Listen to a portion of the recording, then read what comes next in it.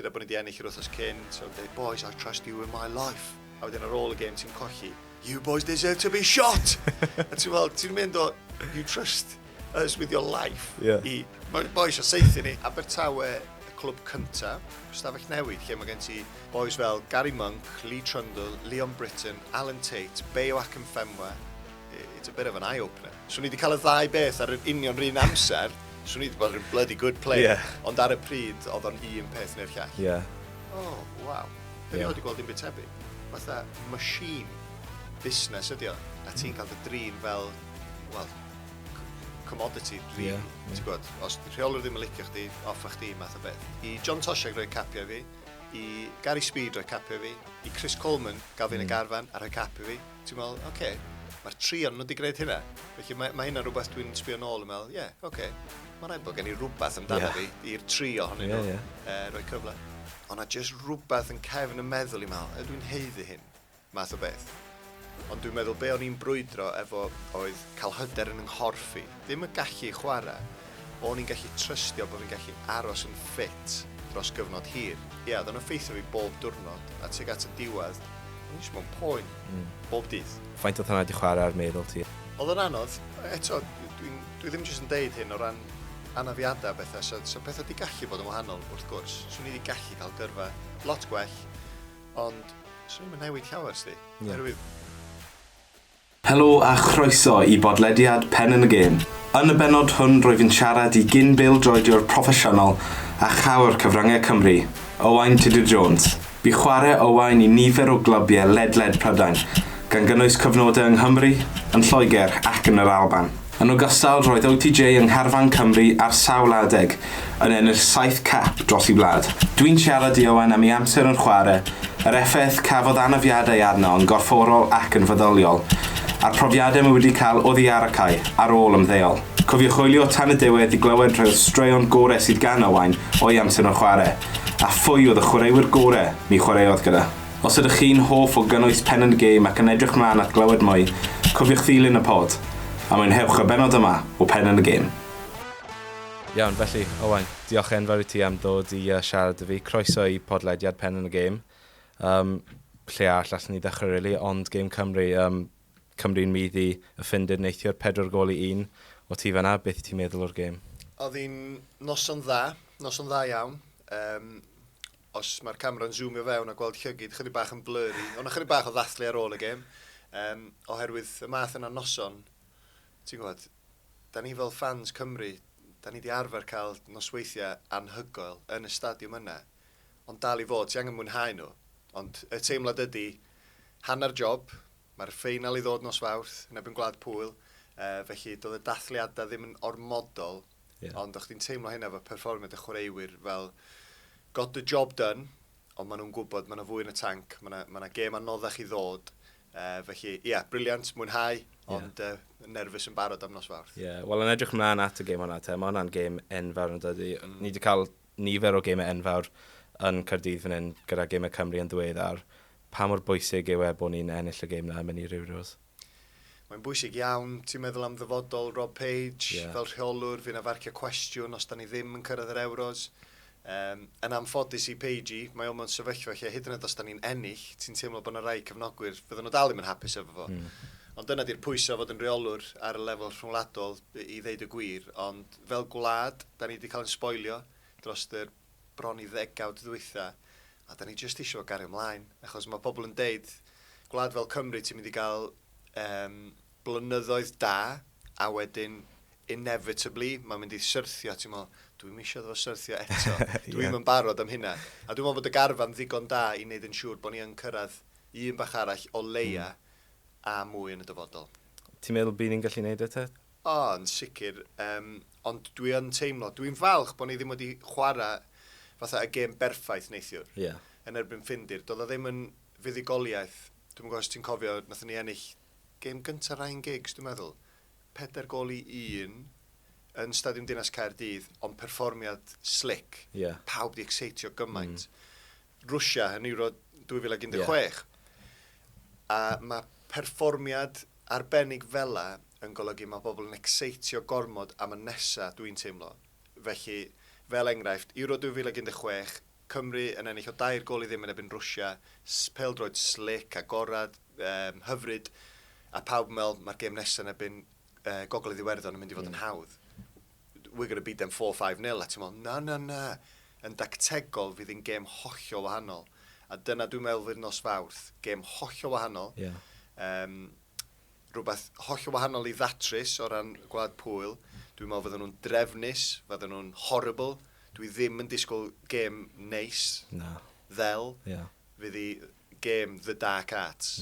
Achos dwi'n meddwl yn ôl i'r gêm Cyngrair y Cenhedloedd yn erbyn gwlad Pwyl. Lle nath nhw ennill o gol i ddim. Nhw'n cael y gol gyntaf, a wedyn just shut up shop. Felly, mae rai ni fod yn barod am hynna, ond mae'n mynd i fod yn nos yn hanner, ac wrth gwrs, da ni'n gallu gwneud ti. A dyn, wrth gwrs, bod ni'n gallu, a pa mor bwysig bod da ni'r chwaraewr ychwanegol na, y walgoch, ti'n gwybod, mae yn Caerdydd, mae'n peth enfawr, really, bod y ddwy gêm yn cael ei chwarae yn y prifddinas. Yndi. Pam gath yr enwad ddod allan o'r het, ac o'ch ti'n gweld un nath ni osgoi Wcrain, adra yn ebyn Ffindir, wrth gwrs, da ni'n ffefrynnau clir, ond wedyn, da ni adra yn yr ail gêm, mor bwysig. Oedd yr awyrgylch neithiwr, chydig bach, ddim yn fflat, ond fel dwi'n newid sôn o ran y chwaraewyr, ella'r teimlad reit, da ni'n rhoi bob dim i hyn, oherwydd, da ni'n trystio'r chwaraewyr i wneud y joban, o'ch ti'n teimlo bod y cefnogwyr, gobeithio, jyst yn dal rhywbeth yn ôl, yn sylwi mae'n nos fawr, fydd y chwaraewyr angen nhw. Wel fel ti'n gweud, o'n i'n ffefrynnau, really, so pawb falle'n cadw un llyged bach ar dydd Mawrth. Fel bydd y chwaraewr yn teimlo nawr, ti'n meddwl, achos mae lot o sôn wedi bod am, ti'n gwybod, boes fel Dan James a Kiefer Moore ddim yn dechrau ddo bod nhw'n chwarae'n dda i'w clybiau, yn dod off o fainc a wneud yn gret yn y pen draw, ond ti'n meddwl bydd falle bach o tensiwn neu bydd pawb jyst yn edrych ymlaen at cael y cyfle yna? Pawb yn edrych ymlaen. Heddiw, yn amlwg fydd y chwaraewyr nath chwarae ddim yn ymarfer, cool down, ice baths, massage. Fydd y chwaraewyr eraill yn trio gorau i greu argraff yn y sesiwn fydden nhw'n gael. A wedyn mae'n siŵr fori fydden nhw'n dechrau sylweddoli, fydd y tîm rheoli yn dechrau gweithio ar y siap. Achos fydd yna cwpl, Kiefer Moore a Dan James, mae'n siŵr ydy'r ddau fydd yn meddwl, ydw i'n mynd i ddod i fewn i'r tîm. Ydy o'n mynd i sticio Rob Page efo'r union 11, neu os yw rhywbeth yn dactegol sydd yn golygu mae yna le i ddod y Dan James neu Kiefer Moore i fewn. Felly tan ti'n gwybod yn feddyliol, ti'n gwybod, fydden nhw'n awyddus yn gobeithio fydden nhw yn yr 11, ond mae gennym ni gryfder, mae gennym ni ddyfnder, mae yna chwaraewyr ar y fainc sy'n gallu dod ymlaen a creu argraff, a mae hynna mor bwysig. Pwy bynnag fydd yn dechrau, mae'r boi sydd wrth gefn gobeithio wedyn yn barod i helpu'r tîm os oes angen. Wel, oedd lot o pwysau arno fe, really, Rob Page, oedd i wneud y dewis enfawr na ddo. Nath e'r dewis da falle yn y pen draw yn i di ennill, so na beth sy'n really, sy'n bwysig, really. Os i ni yn mynd i gwlad Pwyl, sa eisiau edrych heibio hwnna, ond yn gweud os i ni yn, wyt ti'n meddwl mai Rob Page yw'r dyn i'n mynd i mewn i'r Euros? Ynddo, dwi'n meddwl, o'n i'n meddwl cyn yr ymgyrch yma, dwi'n gweld gath o lot o stick ar ôl cwpan y byd. Oherwydd y perfformiad, oherwydd sut nath o ddewis cwpl o'r hen benna. Dwi'n meddwl mae Rob Page wedi gwneud mwy na digon i heiddi cael y cyfle, dwi wedi deud ers y dechrau, heiddi'r cyfle i geisio mynd â ni'r Euros yma. Ac nath ni fethu o ran gorffen yn y ddau ucha i gyrraedd yr Euros yn syth, ond oedd yr ymgyrch ddim drosodd. Oedden ni'n gwybod bod yr insurance policy, yr safety net os licidi o'r gemael gyfle yna, rhan o'r ymgyrch. Felly mae'n heiddi hyn, ac wrth gwrs os da ni'n ennill nos Fawrth. Dwi dal yn meddwl fydd yna lot o bobl yn ei gwestiynu fo, ond ti'n meddwl fydd o'n ddyn fysa yn mynd â ni i'w drydydd twrnament mawr fo. Pedwerydd i'r tîm yn amlwg dros y 10 o dwythan. Fydd Rob Page di arwain i 3. Felly, so gen i ddim problem efo hynna. Os a cwpl o beth yn dactegol, ti'n cwestiynu weithiau fel cefnogwr, oes, ond dwi'n meddwl dyna di cefnogwr pêl-droed. Ti wastad yn eistedd yn y stand yna, meddwl swn i'n gwneud hyn yn wahanol, swn i'n gweld ac yn sylwi hyn. Mae byw a bod y peth chydig bach yn wahanol, ac mae di gwneud job dda. Ydy, tegwch mae wedi. Ti'n gwybod, mae'r carfan mor ifanc dal ar hyn o bryd. Pa mor bwysig i ti'n meddwl yw chwaraewyr fel, wrth gwrs, Ben Davies? Falle rai mwy eiddfed, hyd yn oed rhywun fel Ethan Ampadu sy'n enllu hanner canfed cap ddo, a mae'n chwarae fel Rolls Royce, really, yw e? Yndi. ma nhw mor bwysig. Un peth sy'n yn ymhoeni fi chydig bach, oedden ni sôn touch yn y gêm neithiwr, ac trio esbonio, dwi'n meddwl, gath ffindir lot o'r bêl, hanner cynta. O'n i'n meddwl, ar y pryd oedd hynna, oherwydd nath ni sgorio'n gynnar. Felly, ti'n gwybod, oedden ni'n eitha hapus a'n gyffyrddus i eistedd nôl touch bach. Ond beth sy'n yn ymhoeni fi ydy, yn erbyn y gwledydd mwyaf, dyda bod, os mae ffindir yn cael 60% possession, a ti'n meddwl, os da ni'n cyrraedd Ffrainc, os da ni'n cyrraedd yr Euros, da ni'n chwarae Ffrainc, neu Iseldiroedd, maen nhw'n mynd i gael fatha 80% possession, ti'n gwybod? So, mae hynna'n rhywbeth, da ni'n gwella chydig bach, cadw'r bêl, a dyna lle da ni yn methu, da ni'n eisiau cario mlaen i sôn am, mae Joe Allen wedi ymddeol, mae Aaron dal yn rhan o'r garfan, ond pan di'r ddau yna ddim ar y cae, ti'n colli rhywun sy'n gallu rheoli gêm. Dwi dal yn meddwl bod gennym ni hynna. A dyna ddim yn fai ar Rob Page, mae yna weithio lawr i'r chwaraewr sy'n gen ti, felly mae'r profiad yna, Ben, ac Ethan erbyn hyn yn bwysig, ond da ni dal just ddim cweit ddigon da. Dyna sy'n ymhoeni touch bach sut fysa ni'n brifo y gwledydd mwyaf. Wel, ti'n gwybod, oedd hi'n gêm wych a wrth gwrs fel fans Cymru nawr, ni'n edrych mlaen at y gêm ar ddydd Mawrth. So ni wedi trafod gêm yn erbyn ffindir, a digwydd bod cap ola ti oedd yn erbyn y ffindir, o'n i wedi cael gêm cyfartal 1-1 yng Nghaerdydd fan hyn. So, ges i sawl un, sa'n meddwl bod ti wedi gweud o'r blaen, sawl cap ges ti to? Dwi'n mynd i'ch sôn amdano sti. Saith cap na ni, dwi wedi clywed ar rywle. So mae dy fi 7 cap gwahanol, a ar pob un ni'n mynd i cael rhyw pwnc gwahanol i ni cael trafod. Cool. So o'r un cyntaf wrth gwrs yw Cymru. O'n i ffili cael ti'n gwybod, cap go iawn, oedd rhaid i fi cael hedfoced. So Coti, dim rhaid i ti gwisgo os ti ddim eisiau, ond... wisgo boi dim problem. Cor cap Cymru. So, cer fi nôl i dadig ti, ti'n gwybod, yn chwarae dros Cymru, y cap cynta yna, John Tosiak oedd i gael ti lan, ie. Pa fath o brofiad oedd hynna, ti'n gwybod, cael galwad, beth oedd hynna fel? Na, dyna fy rhan. Ti'n be, dwi'n sbio nôl ar... Chydig bach ar yngyrfa fi gyd. Dim fatha ansicrwydd yn hun, ond yn definite gyrfa Cymru. Dwi'n sbio nôl, ddim bod fi ddim wedi heiddi capiau, oherwydd dwi'n meddwl, sa pethau wedi gweithio allan chydig bach yn wahanol, swn i wedi cael mwy. Dwi'n gwybod hynna. Dwi'n meddwl o'n i'n rhan o'r garfan tua 30 o weithiau. Dod ymlaen i chwarae 7 gwaith. Dwi'n mor falch o hynna. Ond dwi'n meddwl bod fi'n fwy balch rwan nag o'n i ar y pryd, os mae'n ei gael symud. Herwydd, yn enwedig oedd o'n John Tosiak, oedd o'n ail-adeiladu gymaint, rhoi cyfleoedd i gymaint o chwaraewyr, ac o'n i'n un o heina. Ond oedd yn syrthio ar amser lle, o'ch gen i loads o anafiadau. So ti'n gallu deud hynna yng ngyrfa fi gyd, ond o'n i dal yn cael yn enwi yn y garfan, hyd yn oed os o'n i ddim yn chwarae yn rheolaidd i Abertawe. Ac o'na jyst rhywbeth yn cefn y meddwl i meddwl, dwi'n heiddi hyn, math o beth. Ac yn amlwg mi o'n i, oherwydd John Tosiak, ti'n gwybod, deud be licid i amdano fo fel rheolwr modern. That is a legend of the game. Boi di'r rheolwr Real Madrid. Ac oedd o'n gweld rhywbeth yna fi. Felly, dwi'n sbio nôl yn meddwl, fyswn i wedi gallu cael chydig bach fwy o hyn a'n hyder, ond dwi'n meddwl be o'n i'n brwydro efo oedd cael hyder yn nghorffi. Ddim yn gallu chwarae, o'n i'n gallu trystio bod fi'n gallu aros yn ffit dros gyfnod hir. Dwi'n dechrau ramblo rwan. Ond dyna sydd o'n i'n teimlo ar y pryd oedd, ti'n gwybod, ydw i ddigon ffit i fod yma math o beth. Os o bobl yn mynd i gwestiynu, pan bod hwn yn y garfan, diolch yn chwarae Abertawe a bethau, yn lle just... Dwi'n meddwl bod fi'n fwy hynna'n hyderus yn hyn rwan, so ni'n gallu cario hynna yn ôl i pan ma'n i'n chwarae ar y dechrau. Dwi'n meddwl sef wedi'n helpu fi lot, ond balchder enfawr, a dwi'n gwybod dwi'n gwneud joc o'r peth, am yngyrfa fi, really. Mae yna rhywbeth fatha bach o self-deprecation, dwi'n meddwl, sut bynnag ti'n ddeud o. Dwi'n hapus i chwerthu'n ar yn hun, ond tu ôl i hynna hefyd, mae yna rhywbeth fwy serious, a dwi'n gwybod, ti'n gwybod, ti yna achos ti'n heiddi. Na'n sicr, wrth gwrs bod ti, yn enwedig os ti'n, ti'n gwybod, 7 gwaith, dim just un cap, ti'n gwybod, digwydd bod oedd yna, ti'n gwybod, y ti'n... Ti'n gwybod beth dwi'n falch o? Pan o ti ar gael, Ti'n gwybod beth dwi'n falch o? Ydy 7 cap, a sy'n lot o bobl yn snapio mraich i off i gael 1 cap. Yn sicr, So wedi gallu bod lot mwy bysa, dim ond 7 cap, ond o dan 3 rheolwr gwahanol. A mae hwnna rhywbeth dwi'n rili falch o'n efo.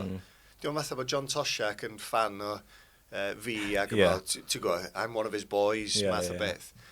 So dwi'n gwybod lefel rhwngwladol, sam ond hyn o chwaraewyr ti'n gallu ddewis.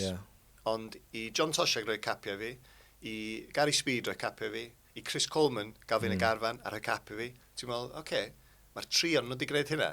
Felly mae hynna rhywbeth dwi'n sbio nôl yn meddwl, oce, mae rhaid bod gen i rhywbeth amdano fi i'r tri ohonyn nhw roi cyfle. Na, yn sicr. O ti wedi gweld newid pan o ti fanna wrth gwrs, Gary Speed a leg sy'n wedi gadael o ran y carfan Cymru, popeth ni'n gweld hyn yn y bryd, really, yw i y greiddiau oedd wedi adeiladu, a wedyn ni Chris Coleman yn, mynd o hwnna ymlaen. O ti wedi gweld y newid pan o ti fanna, a wedyn ni ar ôl ni, fi'n siŵr, obviously mae pawb wedi gweld y newid enfawr sydd wedi bod. Mae yna lot o sôn wedi bod am y newidiadau yna, oedd yn hollol amlwg. Ac eto, gan bod fi chydig bach ar y tu allan weithiau, do'n i ddim yn cael yn enwi ym mhob carfan, ond weithiau so yna bobl yn tynnu allan, o'n i'n cael yn galw fewn, so do'n i ddim yn yna drwy'r amser. Felly o dan Tosh, fatha cyfleon, a rhoi capiau i bobl, rhoi profiad, briliant, oedd angen newid. O ran, ti'n sôn hyd yn oed, lle fyswn i ar y pryd, swn i'n diwedd Abertawe, lle o'n i wedi symud i Norwich, lle ar y lefel yna, League One Championship, bob dim mor proffesiynol. So wedyn, os ti'n mynd i ffwrdd efo dim rhyngwladol, eich bod yr arian ddim cweit cystal, ond dyda os ti'n Craig Bellamy, a ti di arfer chwarae i Lerpwl, Newcastle, ti'n mynd i ffwrdd efo Cymru, a di pethau ddim yn proffesiynol, bach yn embarrassing. Felly, oedd angen gweledigaeth dyn yn fwy ifanc, oedd wedi cael blas o hynna i hun, a dyna oedd Gary Speed. Felly, o garfan John Tosiak i fynd i fewn efo nhw, sut oedd bob dim yn gweithio, just yn fwy modern. Ac i hynna weithio ti angen mwy o bres. Felly, eich dod Tosh ddim yn sefyllfa, fysa fo chydig bach yn fwy hen ffasiwn yn meddwl, sa'n pres yma. Allai ddim gwneud hynna, swn i'n licio gwneud mwy, ond di'r arian ddim yna, lle dwi'n meddwl o Gary Speed mewn sefyllfa gry fel rheolwr ifanc newydd yn gallu gwthio a deud, gwrandwch, os da chi eisiau fi gymryd y swydd, os da chi eisiau gweld y gwellad yma, da ni angen mwy o bres mwyn rhoi hyn. Felly eich bod o jyst i medru gwthio mwy i gael hynna. Ti'n gwybod, mae'r dylanwad enfawr yna'n dal i cael ei teimlo nawr yn diwe. Efo dyna yw atgofion gorau sydd dati, ti'n meddwl, teithio i ffyrdd gyda Cymru, wrth edrych nôl nawr ar dorfa? Mae gen i gymysgedd, mae teimladau, achos y cwestiwn fysa rhywun yn gofyn ydy pa glwb nes ti fwynhau dy pêl-droed mwyaf. A go iawn rhan, swn i'n gallu rhestru bob clwb am rhesymau gwahanol. Hyd yn oed fel Norwich. So rhywun yn sbio ar Wikipedia neu rhywbeth a gweld sawl gwaith o'r, nath Owain fynd i Norwich a cael cwpl o flynyddoedd, dim chwarae llawer o gema. Am amser briliant, seriously. Off y cae allan fwy, ond oedd Norwich yn amser mor bwysig i fi, oherwydd Abertawe y clwb cynta, ffeindio'n rhaid, stafell newid fatha llawn cymeriadau. A weithiau ti bod yn sbio nôl yma, wow, stafell newid, lle mae gen ti boys fel Gary Monk, Lee Trundle, Leon Britton, Alan Tate, Beo Akinfenwa, swn i'n gallu cario ymlaen, cymeriadau mawr, Andy Robinson, a hwnna'n profiad cyntaf fi o stafell newid proffesiynol. It's a bit of an eye-opener. O'n i angen symud i Norwich mwyn ffeindio'n hun, os mae'n egau sens. Chos yn Abertawe, o'n i wedi dod o non-league, cyngred yng Nghymru, ac o'n i'n hapus i fod yn dawel a chwerthin ar y boys, ond eis i Norwich a jyst ffeindio, nes i dyfu fel person. Nath ym mhersonoliaeth i ddatblygu lot yn fanna. Ac i fod yn rhan o garfan, dim chwarae llawer, am un rheswm i'r llall, ond i fod yn rhan o garfan, gath back-to-back promotions o League One i'r bencampwriaeth, o'r bencampwriaeth i'r Premier League. O hwnna'n special, ac dwi wastad yn falch pan ti'n siarad ac yn clywed boys rhan mawr o'r tîm yna yn gwerthorogi job, dim just fi, ond y boys sydd yn rhan o'r garfan, achos oedden ni'n gwthio nhw. Ac eich bod hwnna'n rhan o pêl-droed, sam lot o bobl yn gweld. Yr 11 sy'n dechrau sy'n cael y clod a'r fans i gyd, mond hei sy'n bwysig.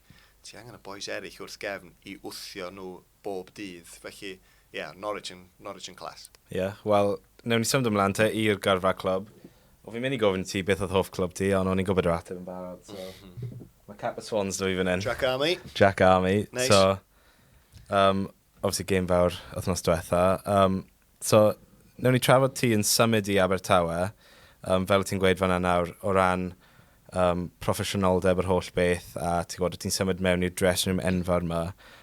Beth oedd hi fel, ti'n gwybod, yn symud mewn, o ti'n dal yn ifanc, oedran fi actually, yn 20 yn symud i Abertawe, ond o ran yn symud i'r gêm proffesiynol, falle bach yn hwyr wrth gymharu gyda yn enwedig boes erbyn hyn. So ti'n gwybod, beth oedd hwnna fel o ran delio a symud mewn i'r newid yma, obviously symud i'r de hefyd. So beth oedd hwnna fel? Dwi'n meddwl, swn i'm yn newid, dim byd. Na. Ond oherwydd oedd yn eto, personoliaeth di siapio 20 oed, bron yn 21 yn arwyddo fo'r Swans, really hwyr. Ond o'n i wedi gwneud yn apprenticeship os licio di efo Bangor, felly yn cyngrair yng Nghymru. A gorffo fyny'n gapten ar Bangor yn ifanc, ond stafell newid dynion, o'n i yn fanna yn 16-17 oed, mae hwnna'n eye-opener. So, o ran setlo fewn i stafell newid fel yr un cry Abertawe na o'n i'n sôn am, o'n i'n oce, o'n i'n gyffyrddus. Ond wedyn, dwi'n meddwl be o'n i wedi golli yn troi'n broffesiynol yn hwyr oedd yr elfen dechnegol. O'n i'n dysgu beth yn Abertawe dan Roberto Martinez yn 23, ddylia chdi ddysgu pan ti'n 15. Ti'n gwybod? So o'n i'n gwella yn dechnegol yn yn 20, ond ti wastad yn meddwl pan ti'n apprentice neu ti'n chwarae i dîm proffesiynol yn yr academis dyddi yma, mae'r boys ma'n dysgu stwff yn ifanc. Ti'n gwybod, o'n i'n di arfer derbyn y bêl, fel chwaraewr Canol Cai, mae hyn yn unbelievable yn meddwl nôl rwan. Yn enwedig, beth sydd wedi digwydd yn Abertawe, ffordd o chwarae. O'n i wedi cael y nysgu yn Mangor i beidio derbyn y bêl gan y boys yn y cefn. Fatha, dyda bod fi'n trio cael pas gen centre half. Na. Some manager yn deud, big man, you do not get the ball off the back four.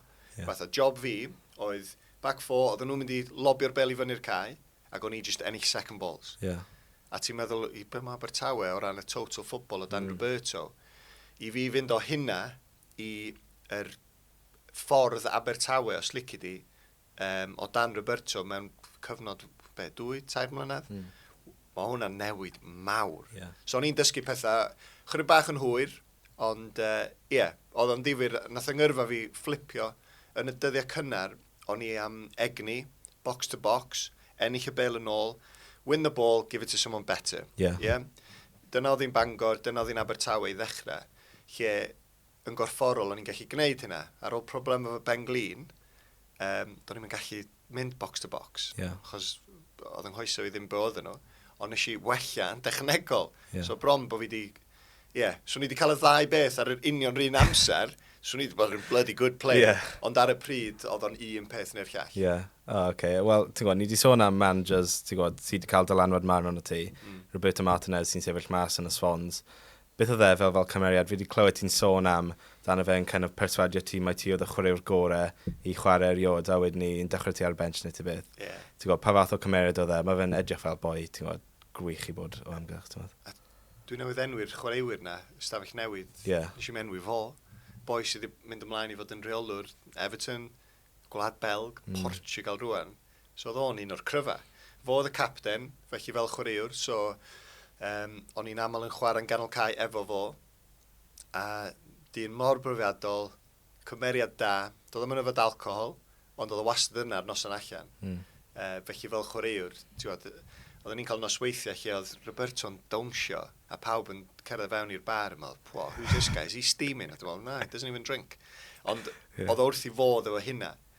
Pan math oedd yn reolwr, oedd o'n licio'r chwaraewr yn mynd allan. So, cael y balance yn iawn, ond job gyntaf oedd o'r rheolwr, nath oedd yn ôl, Abertawe.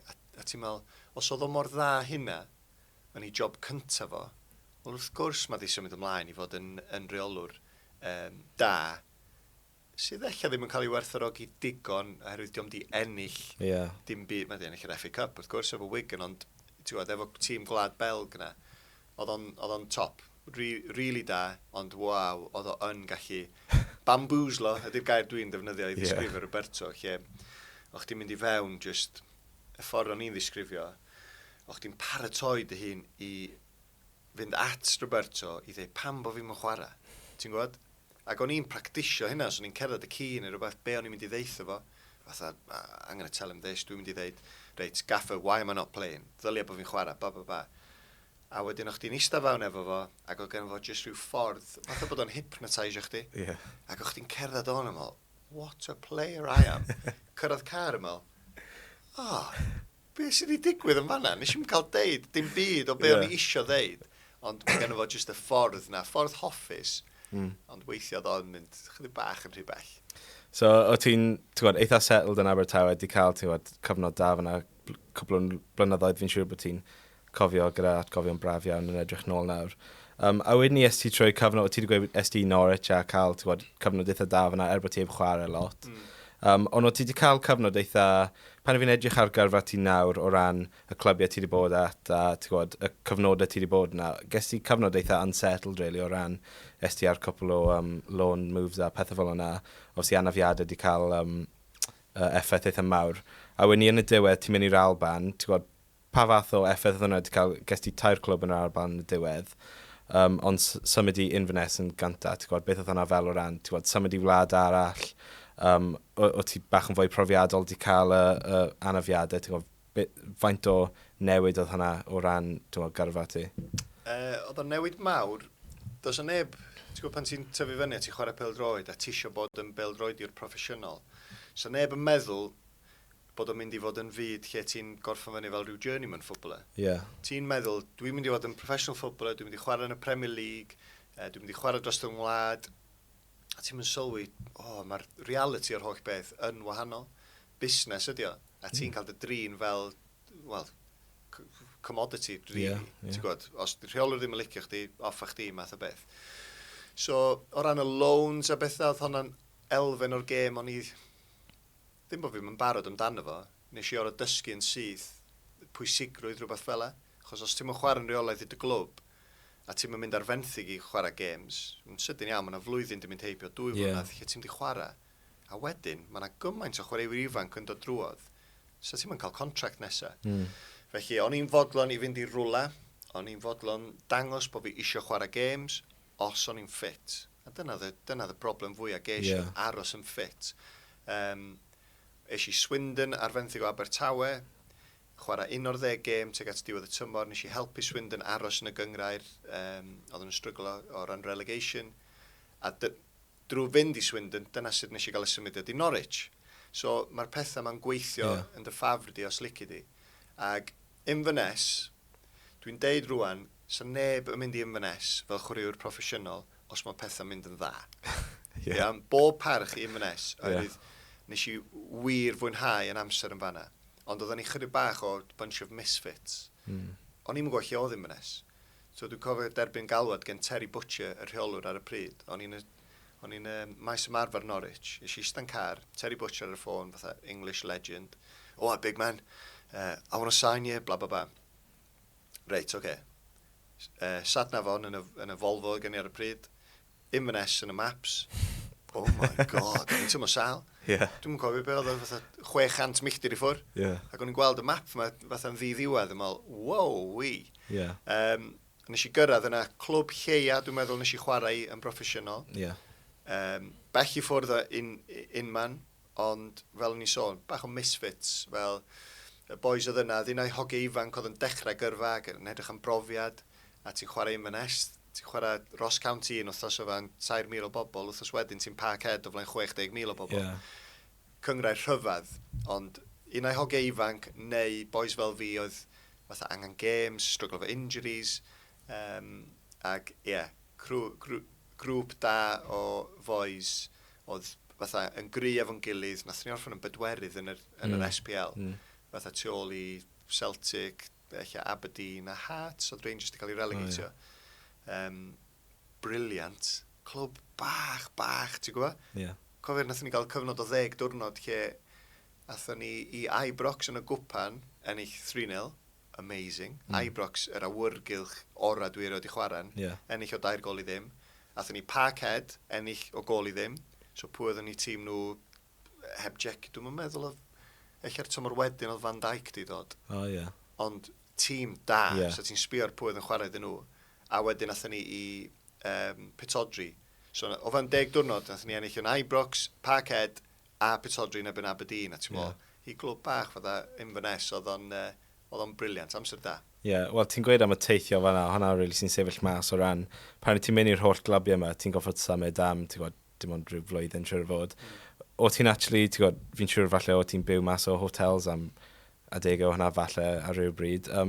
Beth oedd hwnna fel anno ti yn feddyliol o ran, obviously oedd yr anafiadau wedi cael effaith enfawr, ond wedyn ni pan i ti i ffwrdd o adre cyment yn gorfod kind of symud yn rhan gallu chwarae a cael y contracts fel y ti'n gweud, mae fe'n busnes ar diwedd y dydd. Faint oedd hwnna wedi chwarae ar meddwl ti a fi'n siŵr oedd hwnna'n anodd i ti, siŵr. Oedd yn anodd, eto, dwi ddim jyst yn deud hyn o ran anafiadau bethau, so pethau wedi gallu bod yn wahanol wrth gwrs. Swn i wedi gallu cael gyrfa lot gwell, ond swn i'n newid llawer sti. Oherwydd, dwi'n meddwl bod yr anafiadau bethau wedi helpu siapio'n nghymeriad i, a dwi'n gyfforddus iawn yng nghwmni'n hun. Felly, na i fynd i sinema ar ben yn hun, ti'n gwybod, achos dwi wedi bod ar fenthyg ag aros mewn gwesti am gyfnod hir amser, felly swn i'n mynd i sinema ar ben yn hun, swn i'n mynd am bryd o fwyd ar ben yn hun, rhywbeth, swn i'n mynd am gem o golf ar ben yn hun. Dwi'n gyfforddus yn cwmni yn hun, oherwydd y profiadau yna, dwi'n meddwl, lle ti'n aros mewn gwesti am, pryd o'n i da, o'n i'n Brentford am 2 fis.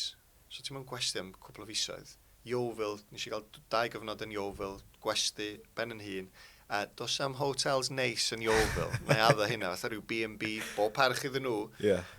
Dim problem. So, mae'n gallu bod yn unig ar adegau, ond eto, dwi'n gyfforddus yng Nghymru'n hun. Oedd y gwesti yn Brentford, fatha, y gwahaniaeth rhwng hwnna a'r gwesti Yeovil, B&B yn Yeovil.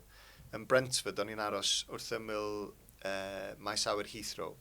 So gwesti masif. Gymaint o bobl yn mynd a dod oherwydd y maes awyr. Ac o'n i jyst yna am fatha cwpl o fisoedd. Oedd y corridors, sydd ddim yn coelio pa mor hir oedd nhw. Ti'n sôn fatha, dwi'n mynd gwybod, felly oedd nhw'n 100 metres neu rhywbeth. Ac o'n i'n mynd â putter neu wedges, so chwarae golf. Ac o'n i'n practisio fatha putts. Oedd yn teimlo fatha 100 metre putts, waldio nhw. A weithiau cael y wedges allan, so os mae rhywun yn chwarae golf, ti'n gwybod, weithiau ti'n thinio wedge, so ti'n hitio'r bel, so ti'n trio cael y nice feel a lovely touch, a weithiau ti'n swingio'r rhy galad, hitio'r bel, ac oedden nhw'n zingio dros y corridor, oh my god, well i'w stopio, neu oedden cael chuck out yn fama. Ond eto, just pasio'r amser. So dim problem, mae o'n, dwi'n meddwl, helpu adeiladu'r cymeriad. Dio ddim i bawb, cofia. Achos di pawb ddim yn gyfforddus yn cwmni hynna'n, dwi'n meddwl. Chwarae teg, mae'n sôn anyway bod ti, mae'n clywed fel bod ti wedi delio gyda fe'n eitha da. Fi'n siŵr bod ti wedi cael loads o atgofion gwych yn yr amseroedd yna yn y clybiau yna fyd, a ti'n diolchgar i nhw falle. Edrych ar darfa yn ei cyfanrwydd te, oedd unrhyw falle dylanwadau sy'n sefyll mas i ti. Ti wedi sôn am Roberto Martinez pan ti wedi dod mewn carfan Cymru a fel oedd hwnna wedi cael effaith arno ti. Os unrhyw dylanwadau falle'n sefyll mas, falle pan o ti'n ifanc ti helpu ti trwodd, neu cymorth o ti wedi cael pan o ti'n mynd trwy cyfnod caled gyda anafiadau? Mae gen ti lot o dad wedi dylanwadu arno fi o ran y pêl-droed. Mam a dad yn sporty, mam yn chwarae hoci, dad yn chwarae pêl-droed ar lefel ond dyna atgofion yn tyfu fyny oedd. Lle bynnag o dad yn chwarae'r disadwn, o'n i'n mynd. A o'n i'n gwylio'r gêm, really. O'n i'n just yn cicio pêl ar ochr y cae. So, o ran y pêl-droed, dad yn ddylanwad mawr. A wedyn, mae gymaint o bobl wedi helpu ar hyd y ffordd. Ond, dwi'n meddwl bod chdi wastad angen just sbio yn y drych chydig bach. Fatha, ddim bod fi wedi bod yn ddylanwad cry arna fi, ond fatha ti just cymryd bits gen lot o bobl yn fwy na bod yna un person, fatha mentor wedi helpu fi ar hyd y daith. Maen nhw gyd wedi rili. Ti'n sbio Kenny Jacket, ti wastad yn teimlo, gofyn i unrhyw chwaraewr proffesiynol, pwy sy'n rhoi y cyfle cyntaf i chdi. Ti wastad yn meddwl yn dda'r person yna. So, os fans Abertawe, bach o hit and miss o ran sy'n nhw'n teimlo'n Kenny Jacket, ond i fi, fo nath arwyddo fi, waw. Mae hynna'n ddylanwad cry. Roberto wedyn di helpu fi weld pêl-droed mewn ffordd hollol wahanol, sydd yn helpu fi rwan yn sylwebaeth, oherwydd dwi'n sbio ar cwpl o fois sydd yn dall pêl-droed yn briliant. sydd yn sylwebu, hyd yn oed boi sy'n gweithio'n Saesneg. Ond dwi'n gwybod, dwi'n gallu clywed yn eu lleisiau nhw, maen nhw wedi arfer efo pêl-droed chydig bach yn fwy syml. Dim o'r hen ddyddiau, fatha 100 mlynedd yn ôl, ond pêl-droed, dyma sydd oedd yn y chwarae, systema pretty much 4-4-2, a wedyn ti'n clywed sylwada fatha, ti'n gwybod, win your personal battles a bethau. Dwi wedi gweld pêl-droed mewn ffordd chydig bach yn wahanol, diolch i Roberto, really. Di pêl-droed ddim cweit fel a dyddiau yma. Di o ddim amdan, os mae yna 11 chwaraewr ar y cae, and we win our personal battles. Yeah. Na. Dyddiau yma, di'r chwaraewyr gorau ddim wastad yn ennill y gêm. Oherwydd mae'r ffordd o chwarae wedi addasu gymaint. Ac oedd Roberto yn un o'r cyntaf i wneud hynna. Na i ddadle efo rhywun. Yeah. Brendan Rodgers yn Abertawe yn cael lot o glod. Heb Roberto, doedd ddim byd yn bosib o ran beth sydd wedi digwydd yn yr 15 mlynedd dwytha. Felly, Roberto, dylanwad mawr. Hyd yn oed Paul Lambert yn Norwich. Nath o'n ennewis i. Yeah. Ond o'n i'n gweld ffordd hollol wahanol i Roberto o reoli stafell newid. Bach fwy hen ffasiwn i ffordd, ond o'ch ti'n gweld y faint oedd y chwaraewyr ddim yn ei edmygu fo, ond yn ei barchu fo. Kind of ruled with an iron fist, ond efo touch o humor, ac o'n i'n licio hynna. Dylanwada ym mhob man. Wel, nes i sôn fanna lot am Roberto Martinez, a wrth gwrs y Swans, mae rhaid ni trafod y gêm enfawr oedd wythnos diwetha, South Wales Derby, yn midi Caerdydd o 2-0. Fi'n gwybod, nes ti chwarae mewn South Wales Derby, do yn 2008, o ti ar y bench am 1 lle oedd Swans di ennill, a wedyn ni y gêm cyfartal 2-all nawr lle oedd Brits di cael y cardyn coch. O ti di chwarae yn y gêm hwnna. O ran, ti'n gwybod, y gêm, maint y gêm, wrth gwrs fel cefnogwr Swans i fi'n deall maint y gêm a pwysigrwydd e. Pa mor bwysig yw e i'r Swans a ar gyfer i tymor nhw nawr, bod nhw wedi ennill y gêm na wythnos diwetha. Yndi, mae'n fawr dydi, chos o'ch ti'n meddwl, os mae Caerdydd yn ennill hon, a maen nhw'n gwneud y double, double erioed wedi cael ei wneud tan 2 flynedd yn ôl, Abertawe mynd back-to-back, the double doob, mwyn o ddeud, gwneud y double ddwywaith, a chdi'n meddwl, os mae Caerdydd yn wneud o yn syth wedyn, sa ti yn siomedig, felly wrth y modd efo'r perfformiad, ac hefyd, sa Caerdydd i ennill y gêm, ti'n meddwl, di Abertawe ddim yn dal nhw rwan. Maen nhw hefyd yn mynd i orffan yn uwch na'r Swans yn y tabl. Dal posibilrwydd o ddal nhw rwan. Bydd ddim yn hawdd, ond ti jyst yn gobeithio bod hwn yn ddim kick-start, oherwydd maen nhw wedi cael cwbl o buddigolaethau pwysig cyn. Ond gobeithio bod hwn yn berfformiad fydd bobl yn meddwl, here we go, Luke Williams, in charge, allai weld i ffordd o chwarae, mae'r tîm yn mynd i wella, ac gobeithio bod o'n ddechrau rhywbeth da. O ti wedi sôn, wrth gwrs, neithio o'n i yn Game Cymru, oedd Joe Alban fanna fyd, fi'n gwybod ti'n met fawr dy fe. Pa mor bwysig ydy ar gyfer carfan y Swans ar hyn o bryd? Wrth gwrs, mae fe'n Swans legend, really. Mae wedi dod nôl, a ar hyn o bryd mae'n chwarae, roi'r pêl-droed gorau fi wedi gweld yn chwarae, bod yn onest, a mae contract y lan ond, yn yr haf, ond pa mor bwysig yw e i'r Swans? Mor bwysig. Fatha, dwi wastad yn teimlo, ydw i chydig bach yn biased gan bod fi'n fet efo, ond dydw i ddim. Oherwydd, swn i'n rhoi clod i rywun os fyswn i ddim yn ei feddwl o. So Joe dal yn gallu chwarae i Gymru. Dwi'n sticio at hynna, os mae o'n ffit. Dwi'n meddwl gallu chydig bach o, dim stick, ond Rob Page yn hapus dwi'n meddwl, pam nes i ddeud hynna spel yn ôl, pam oedd Cymru'n stryglo dwi'n meddwl. Ar ôl iddyn nhw golli 2 gêm yn olynol ha dwytha yn Twrci ac adre nebyn Armenia. A dwi dal yn sticio at hynna. Ond mae Rob Page wedi cael ei brofi'n gywir oherwydd mae Jordan James wedi cael ei ddatblygu i chwarae, pwysig, ac yn ail, di Georges ddim wedi bod yn ffit. So, os diwm yn ffit, diwm yn gallu chwarae Abertawe na Cymru. Ond os mae'n ffit, ti dal yn gweld y chwaraewr sydd ynddo fo. Felly, mae gytunda bo fyny yn yr ha efo'r Swans, sa nhw'n hirt i beidio cadw fo ymlaen am flwyddyn arall, oherwydd, mae'n class act, dydi. Ydy, mae chwarae teg, mae fe'n absolute legend a mae pawb yn caru fel lawr yn y Swans, wrth gwrs bod ni. Fi'n siŵr o ti wedi gweld ar ôl y gêm, oedd Luke Williams ddim yn mas a di mwynhau ei hun. Sy'n symud i mlaen at y trydydd cap sydd da fi. So mae disgwyl bod bach da ni fanna. So, allan ni trafod yr ochr falle yn fwy cymdeithasol o'r gêm, o ran pan o ti yn dod trwy, yn enwedig yn y Swans, ti'n gwybod, cyn i'r gêm falle, pan oedd y gêm yn symud i bod bach yn fwy proffesiynol, o dal cyfle i chwaraewyr mewn mas a mwynhau hi'n cymaint yn fwy nas i erbyn hyn. Ti'n gweud oedd Roberto Martinez ddim yn yfed, wel, hwnna falle yw'n nom erbyn hyn, mae loads o chwaraewyr falle ddim yn. Os yw'n nhw falle, sa'n gwybod os ti eisiau rannu gormod neu beth, neu os yw'n nhw straeon falle sy'n sefyll mas, neu unrhyw pobl o ti'n chwarae gyda, ti'n gwybod, yn hoffi night a falle bach fwy. Oes, bach gormod weithiau falle. Ie, ond pan ma'n hi'n chwarae, ond ffynnu, achos rwan, os ti'n mynd yfad a ti'n proffesiynol, mae pawb fatha, good for you, ti'n proffesiynol. Ti'n chwaraewr pêl-droed proffesiynol, mae alcohol, diolch yn rhywbeth da i'r corff, mae'n mynd i effeithio perfformiad. Ond ar y pryd, os o'ch ti'n chwaraewr o ddim yn yfad, da ni'n mynd trystio hwn. Da ni'n mynd trystio hwn, achos diolch yn un o'n ni, diolch yn un sydd yn barod, os na bod chdi fel Roberto, yn dal yn hapus i fynd allan a bod yn gymeriad. So mae pethau wedi newid, ti'n gwybod, ystafell newid Abertawe yna, gymaint o chwaraewyr, Tryns oedd Lee Trundle, oedd yn ei chanol i drwy'r amser. A dwi'n cofio y stori oedd, be oedd o de? Oedd Abertawe wedi cael promotion a oedd Kenny Jackets yn deud, boys, dwi wedi clywed bod chi'n mynd allan yn rhy aml. I've heard you're going out too often. A wedyn oedd yn deud, it's got to stop. A Tryns yn amlwg yn caru mynd allan. Wrth i fodd.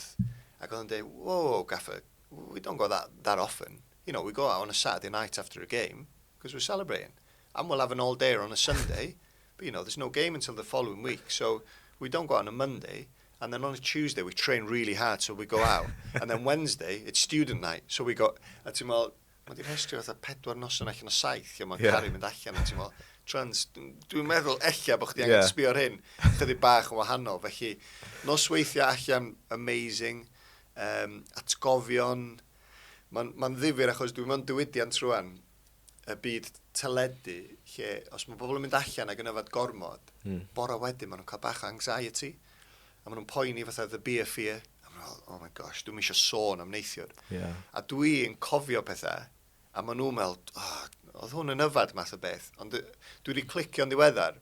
Y rheswm am hynna ydi, pan maen nhw'n chwarae pêl-droed, oedd y bore dy Sul bron mor dda'r nosadwn, achos o'ch ti'n mynd i gael brecwast, big fry up neu bynnag, eistedd o'r chwaraewyr yn dweud, hey, ti'n cofio hyn? Do you remember this? Do you remember when he did this? So oedd o'n rhywbeth, oedd ni isio cofio. So mae hwnna chydig bach yn wahanol yn y byd teledu, lle mae bobl yn licio cael unwind bach, meddwi, ond dyn nhw'n eisiau cofio be oedd nhw wedi wneud. So, hey, Abertawe, briliant, Norwich, rhy fath, seriously.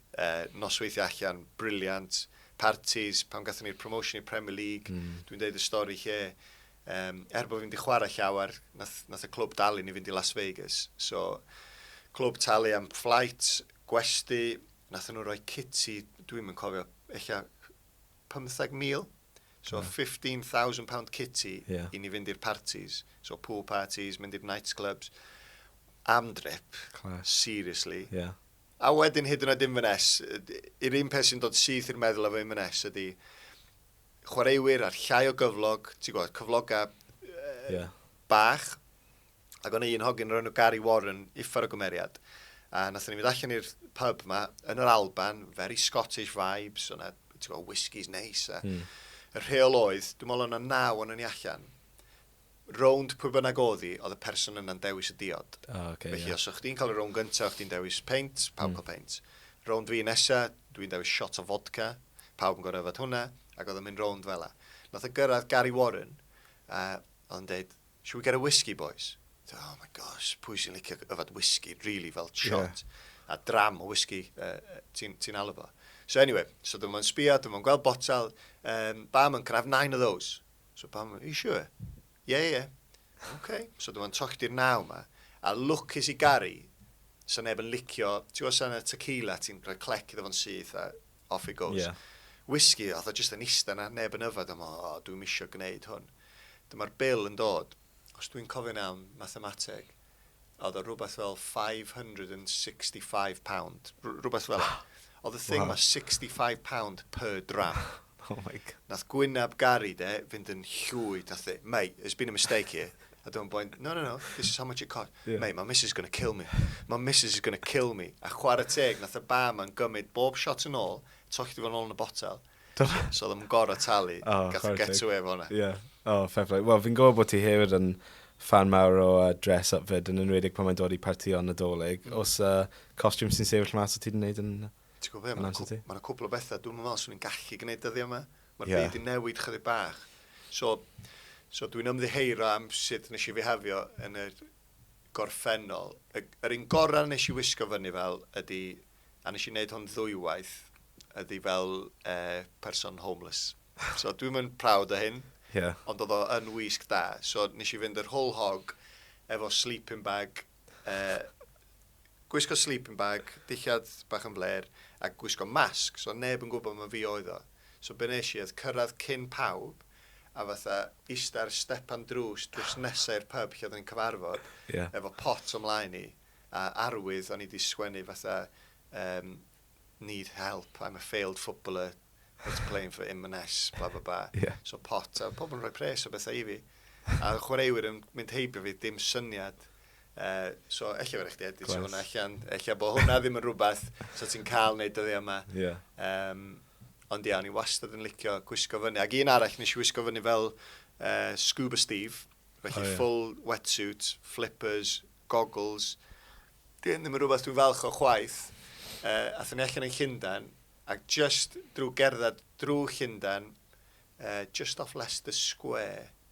Piccadilly Circus sydd drws nesau Leicester Square da. Anyway, ganol geia, parti dolig, ac o'na fatha fountain yna, lle pobl yn tynnu lluniau. A nes i wneud o fewn i hwn, a oedd y thing ma fatha seis y stafell ma. So o'n i'n nofio, o'n i'n gwneud fatha 2 symudiad, ac o'n i'n cyrraedd y pen, troi, mynd ffordd arall.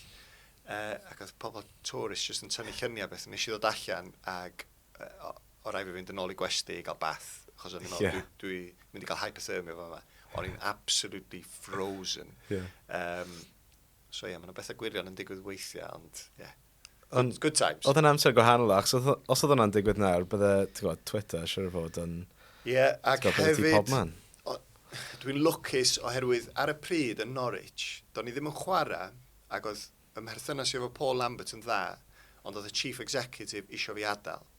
So, gan bod fi'n chwarae, oedd yng nghyflog i, os oedd nhw'n cael gwared yna fi, oedd cyflog fi'n gallu mynd at chwaraewr arall. So, oedd mis Ionawr yn dod i fyny, January transfer window, a dwi'n sbio nôl yn meddwl, os fysa hwnna di ddod allan, dyda bod Grant Holt, Norwich legend, dyda bod o di gwneud, a bod y clwb yn ffeindio allan, dwi'n meddwl sef o'n ffynnu, sydd yn profi, ti'n gwybod, mae teimladau bobl yn newid dibynnu pa mor bwysig wyt ti'r tîm. So fod i dod allan bod fi wedi gwneud hynna, ti'n meddwl, sa hwnna'n gallu bod rhywbeth o sackable offence o bosib? Sa hwnna di gallu bod yn rhywbeth sy'n nhw wedi ddefnyddio i ddeud unprofessional behaviour neu be bynnag. So dwi'n meddwl nôl. O'n i chydig bach yn lwcus o hwnna, really. Wel, newn ni symud ymlaen te at y cap nesaf sydd da fi, sef anafiadau. So, wrth gwrs wedi cael effaith enfawr ar dyrfa yn anffodus am y resymau anghywir. Mae da fi lawr fan hyn, nes ti cael 6 op ar ben-glin ti fe? A wedyn ni wrth gwrs cwbl o anafiadau arall fyd. A nes ti weid unwaith bod ti byth really'n fully fit ar ôl falle blynyddoedd cantan Abertawe neu dechrau dyrfa. Ydy yn rwystredigaeth dal heddiw? Ti'n gwybod bod wedi cael cymaint o ddylanwad? Yndi. Wrth gwrs. Ond eto, mae yna 2 ffordd o sbio arni, swn i'n gallu fatha teimlo'n sori dros yn hun yma. Beth sydd wedi gallu digwydd, swn i wedi gallu chwarae hynna games. Ti'n meddwl, os nes i chwarae'r bencampwriaeth ar 1 goes, os oes gen i 2 goes oedd yn gweithio, a wedi cael cyfnod o aros yn ffit, pwy awyr, lle swn i wedi gallu cyrraedd. Ond dwi'n sbio arni ffordd arall i ddweud y gwir, yn meddwl, ar ôl yr tymor cyntaf o Abertawe, yr operation ges i diwedd y tymor yna, do'n i ddim rhan un. So, rhyw oper nhw microfracture, effeithio'r ben-glin yn ddrwg, do'n i ddim rhan un. So, fel enghraifft, fel chwaraewr pêl-droed proffesiynol, do'n i ddim yn gallu gwneud single leg squat.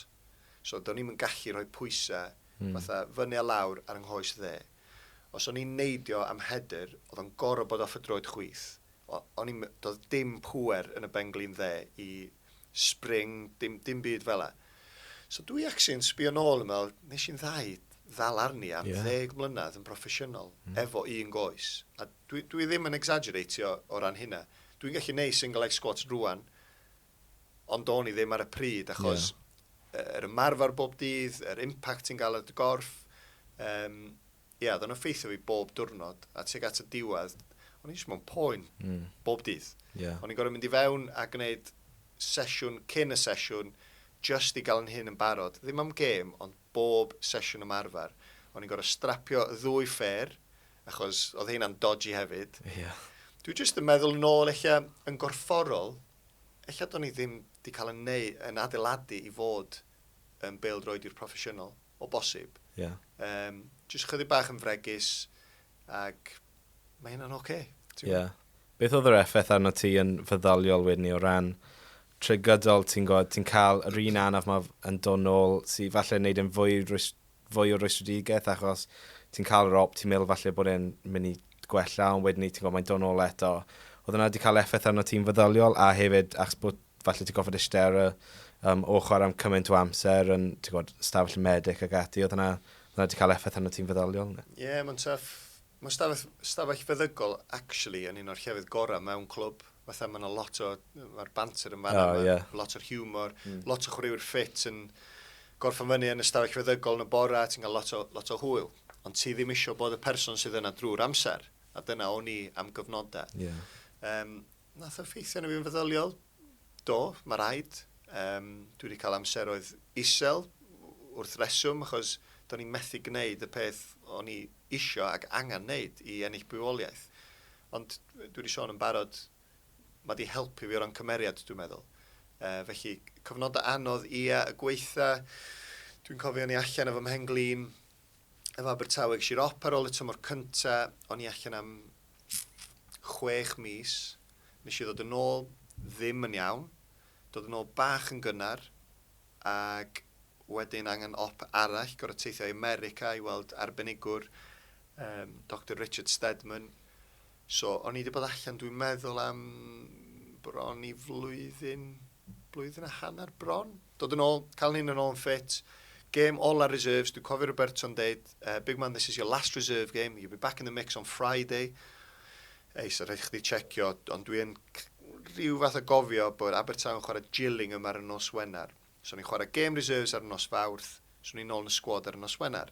So di bod allan am dros flwyddyn, game yn Yeovil, team reserves, mynd i fod am dacl, fi a Joe actually yn Canol Cai, fatha dovetailing nicely, big man, small man. Mynd i fod am dacl, bang, brif o'n ffair, torri asgwrn yn y ffair. So ar ôl bod allan am mor hir, a ti'n meddwl, give me a break, math o beth.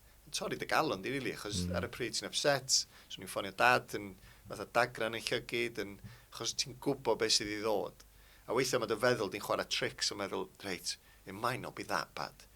Hyd yn oed os ti'n fatha torri dy goes, mae'n rhywbeth yn cefn dy feddwl. Ella fydde'n iawn mewn cwbl o gnosau. No. Ti'n gorfod mynd drwy'r broses eto. So cyfnodau anodd, ond eto, dwi ddim yn deud clwyddau. Swn i'n newid llawer. Achos mae wedi helpu adeiladu fi fel y person ydy rwan. Dwi'n meddwl bod fi llawer fwy cry yn feddyliol i ddelio efo gwahanol bethau mewn bywyd ac oherwydd y cyfnodau anodd efo anefiadau, dwi'n meddwl. Wel, newn ni symud ymlaen. Oedd wedi cael cymaint o effaith yn y pen draw, oedd roedd ti ymddeol yn weddol ifanc wrth gymharu fel mae pobl yn chwarae ymlaen i erbyn hyn. So'r het nesaf sydd da fi yw het sgorio. So, nes ti'r byd cyfryngau wedyn ni. Nes ti cael mewn i'r cyfryngau yn eitha naturiol o ran... nes ti ymddeol yn 2015, a wedyn ni yn 2016 yn haf, wrth gwrs o ti mas yn goelio Cymru yn i'r Euros. Oedd hwnna'n falle rhywbeth o ti wedi ystyried, achos oedd y anafiadau o ti falle'n gweld pan o ti yn yr Alban bod nhw'n cael cymaint o effaith. O ti wedi cael un llyged ar beth oedd i ddod, a wedyn ni dechrau meddwl am y garfar ôl pêl-droed? Mi o'n i. Cwpl o bethau ar hynna. O'n i'n dechrau rhyw baratoi, dwi'n cofio nes i frifo am y tro ola'n Falkirk, nes i ymddeol yn syth, ond o'n i'n gwybod bod fi'n mynd i ymddeol, os lici di. Mewn ffordd hunanol, o'n i'n meddwl, dwi'n mynd i reteirio diwrnod ar ôl brifo, achos dwi angen op, dwi angen rhywun i dalu am yr op, a wedyn dwi angen help efo rehab. So nes i rehab efo Falkirk, ond o'n i wedi deithio nhw, gwrandwch, dyma dwi'n meddwl dwi'n mynd i wneud. So, oedden ni gyd ar yr un yn dudalen, so dyda bod nes i frifo am y tro ola diwrnod ar ôl troi'n 30. So dwi'n cofio y ben-glin yn mynd. Ond nes i ddim ymddeol officially, tan eich ar mis Mawrth, dyda. Ac yn yr amser yna, o'n i'n gwneud y galwad y ffôn, nôl i Gymru, yn trio gweld beth sydd allan yna. O na gyflau, weithio byd radio, teledu, beth bynnag. Ac hefyd, o'n i wedi bod yn rhan o sgwad Cymru o dan Chris Coleman, yn gwybod, mae yna rhywbeth yn adeiladu yn yma. Felly, dwi'n meddwl bod fi'n berson dwl, o'n i'n gallu cael y weledigaeth i feddwl, good times are coming, eich bod yna major tournaments, fyddai ddim yn rhan o'r sgwad i fynd i fanna, felly, be di'r peth next best thing os lici di? Mynd fel rhan o tîm, y tîm teledu a'r radio. So, nes i wneud, yn sicr o gen i un llygedyn bach ar hynna. A dwi'n meddwl nôl i'r Euros cyntaf na, mae hynna'n rili rhyfedd, oherwydd mae punditry wedi symud ymlaen gymaint, ac o ran lleisiau, o ran gwyneba, lot o hyn, mond fi ac Ebsi oedd yn y studio. Fatha ar gyfer major tournament, Ebsi'n cyflwyno, dim ond fi efo fo, eich oedd Malcs neu Iwan yn dod i fewn am touch bach Iwan Roberts. A ti'n meddwl, wow, mae'n absolutely unbelievable, really. Yn enwedig gan bod o'n mor newydd a mor fresh i fi, ond, wow, da ni wedi cael amseroedd da. Ti'n gwybod, llwyddiannau i'r tîm cenedlaethol. A dwi wedi enjoyo bob eiliad. A dwi'n gobeithio bod fi wedi gwella. Mae'n un o'r pethau yna lle sa ti'n sbio nôl ar y tro cyntaf ni ar Sgorio. Mae'n siŵr sa ti'n crinjo di beth. Ond mae gyd yn rhan o'r daith. Na, yn sicr. A ti'n gwybod, yr het nesaf sydd da fi yw het am podcast. So, ti'n gwybod, mae da ti wedi gwneud nifer o podcast. Dyma falle'r un uchafbwynt y garfa podcast i, fi'n siŵr. So, siarad i fi am, ti'n gwybod, ti'n gwneud y Longman's Football World, a wrth gwrs ti'n dal ati i wneud Coridor Ansicrwydd nawr. Ti'n gwybod, beth i ti'n hoffi am podcast a falle'r byd cyfryngau? Beth oedd wedi denu ti at wneud y pethau fel hwn yn lle? Achos o ti wedi dechrau wneud y coaching license do, ond o ti heb gorffen nhw. Ti wedi wneud cyfnod bach gyda Cymru ec, ond pam y cyfryngau? O'n i wastad yn meddwl, reit, be ydy'r llwybr nesaf? A dyna pam, da ni wedi sôn am yr anafiadau hyn o'r llall. Dwi'n sbio ar rei o'n ffrindiau sydd wedi bod yn chwaraewyr, neu wedi cael gyrfaoedd gwell na fi ar bapur. A mae yna elfen bod fi'n teimlo'n sori dros nhw. Achos iddyn nhw, dwi'n gallu weld o pan maen nhw'n ymddeol, dydy bywyd ddim yn mynd i fod mor dda byth na'r cyfnod yna lle oedden nhw'n pêl-droedwyr, lle maen nhw'n cael ei addoli. Dyda Club Legends Abertawe neu Norwich. Maen nhw'n hapus, wrth gwrs, i fyw off hynna am byth, ond sut maen nhw'n symud ymlaen i'r peth nesaf bod yn llwyddiannus. Dwi'n meddwl bod yn anodd iddyn nhw.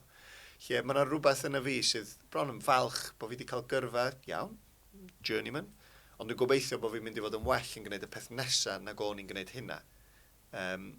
Felly, o gen i un llygedyn ar y byd cyfryngau, ac sut o'n i'n cael yr longevity, os lici di, yn y tymor hir, oherwydd allu ddim just bod yn pundit am byth, achos mae yna rhywun fengach yn dod, a ti'n gwybod, dy wynab di ddim yn ffitio dim mwy. Felly, nes i wneud cyfweliad efo Joe Allen, pan oedd o'n Lerpwl i Radio Cymru, a dwi'n cofio mynd, un o'n ffrindiau agosau i wneud cyfweliad, o'n i wedi paratoi fatha 4 neu 5 cwestiwn hir, di sgwennu nhw ar fatha pad o bapur. A o'n i'n gorau cael y pad o bapur o dana fi, ac so ti wedi gofyn i fi ar ôl y cyfweliad o Joe, be nath o ddeud, dim syniad. Nes i'n gwrando ar gair nath o ddeud. O'n i'n mor obsessed efo be o'n i'n mynd i holi. So, eich bod fi'n holi yr ail gwestiwn o'n i wedi baratoi, eich bod o di ateb o, ond bod fi fatha, reit, be dwi'n ofyn nesa. Ac oedd hwnna fatha gwers enfawr i fi yn meddwl, oi, os ti eisiau bywoliaeth yn gwneud hyn, mae rhaid chdi ddysgu, un sydd i wella, un sydd i siarad efo bobl, 3 sydd i wrando ar bobl, A dyna pam, mae hwn yn stori hir o'n dydi, ond there's a point to it. Dyna pam nes i ddechrau The Long Man's Football World, dwi'n meddwl. Dwi eisiau datblygu sgiliau cyfathrebu, heb ormod o sgript, ti angen gwneud bach o waith cartra, ti'n gwybod rwan. Ti angen gwneud, mae yna rhywbeth angen bod yna, o ran gwaith paratoad, ond wedyn sut wyt ti'n cael sgwrs a cynnal sgwrs efo bobl. Dwi'n yn gwybod lle mae'r sgwrs yn mynd i fynd, ond mae yna sgil i hynna. Felly, dyna pam nes i ddechrau, wrth y modd, dwi'n meddwl, dros 100 o benodau dwi'n meddwl. Os, ie. O'n i'n cael halu amdano fo, o'n i'n crwydrau bob man, achos o'n gen i'n job. Yeah. So, o'n i'n hapus i deithio, siarad efo ffrindiau neu pwy bynnag, ond wedyn gysi job efo heno yn golygu, oedd o'n isal ar y priority list, really, ond o'n i wrth y modd yn gwneud, a rwan dwi'n neud y Coridor Ansicrwydd efo Malcs, pwy sydd ddim yn licio siarad efo Malcs, pwy awyr beth sy'n mynd i ddod bob wythnos efo fo. Dwi'n licio'r ffurf podcasting, just mwy anffurfiol. Os ges ti wedi cael ar y Long Man's Football World ti'n sefyll mas, neu? Maen nhw gyd yn mate, really. Lot yn ffrindiau, cwpl ddim, ond yr un o'n eisiau Chris Coleman. Ie. Wir ar, dwi'n caru'r boi na. Rhywun sydd wedi chwarae iddo fo. Un cap nath Chris roed i fi. O'n i'n y garfan cwpl o weithiau efo fo. So dychmyg os dwi'n teimlo mor angerddol teg ato fo, sut fysa'r boys eraill yn teimlo. They love him. A di Chris ddim yn cael, wrth gwrs, mae'n cael ei addoli fel rhyw cult figure. Mae bobl angen sylweddoli bwysigrwydd o faint oedd y chwaraewyr yn fodlon gwneud rhywbeth iddo fo. So, podcast efo Chris Coleman yn mawr i fi. A nes i deithio lawr i yn byw yn Winchester, tuag at Southampton. So nes i deithio, ac oedd gen i just rhyw beiriant bach o'n i recordio podcast. Ffeindio gwesti yma mwyn recordio.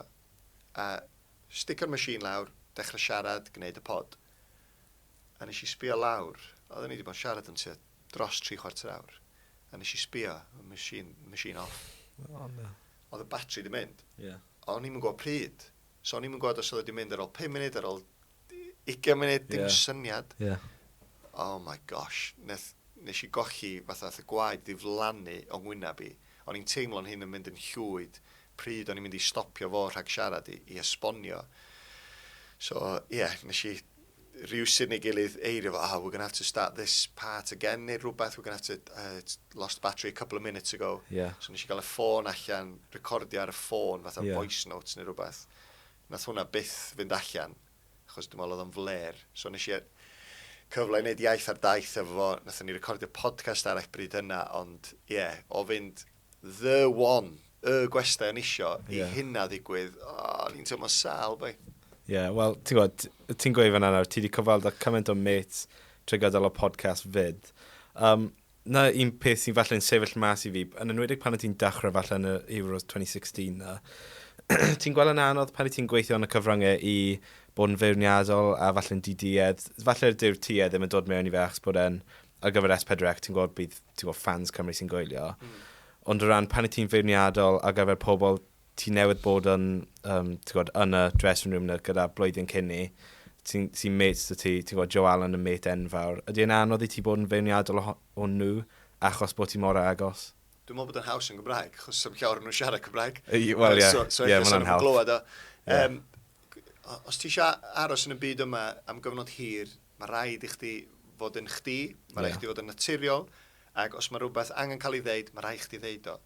Ond dwi'n teimlo mod i yn gallu mynegu barn mewn ffordd chydig bach, dim yn llai beirniadol, ond chydig bach fwy a personoliaeth fi ydy hynna. Dyna ddim fi, sa'n ambell un ydy o'n eistedd ar y ffens, ydy o ddim yn deud, na, mi na i ddeud, mi na i roed y marn, ond na i ddeud o mewn ffordd fatha wneud greu llai o headlines allan. Na i byth, a mae rei chwaraewyr dros y blynyddoedd yn newid i fod chydig bach o caricature os licio di, ac yn newid, so ti'n Robbie Savage, Chris Sutton, boys fel ma, ti'n meddwl, maen nhw'n deud rhywbeth yn fanna mwyn bod yn ddadleol. Ydyn nhw wirioneddol yn meddwl hynna? Na i byth fod y person yna, dwi ddim yn meddwl. Na i ddim deud rhywbeth mwyn creu headline i aros yn gyfredol, i aros ar y teledu, mae rhaid i fi ddechrau slagio bobl off.